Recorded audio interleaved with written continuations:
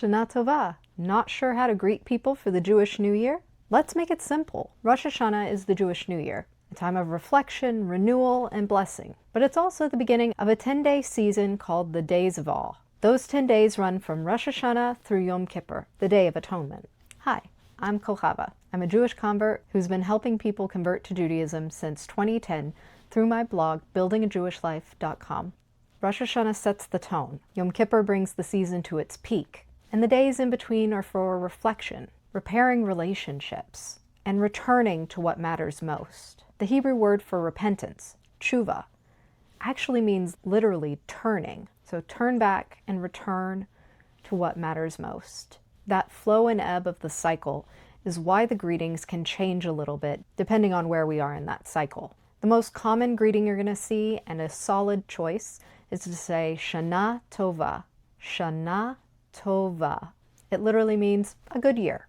You can also say Shana Tova Umetuka. Shana Tova Umetuka. A good and sweet new year.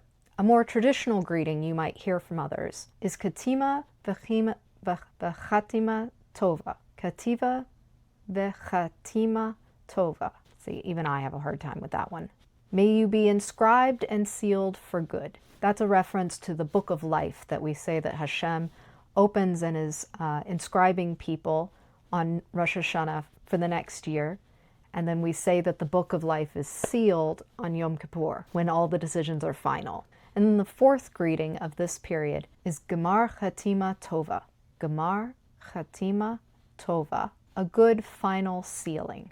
If you're intimidated by these, it's fine. That's very normal. An alternative is you could use the regular greeting for every Jewish holiday, which at least in America, there are usually two big variations. Good Yontif, which means good holiday, good Yontif, and then the Hebrew version, Chag Sameach, which means happy holiday. Both will always be correct. And honestly, even just saying Happy New Year in English is fine. People will appreciate your intention. There is a few differences in when we say those traditional greetings. So before and during Rosh Hashanah, the most common greeting you're going to hear is Shana Tova, wishing someone a good year. Or the slightly longer version, Shana Tova Umetuka, which means a good and sweet new year.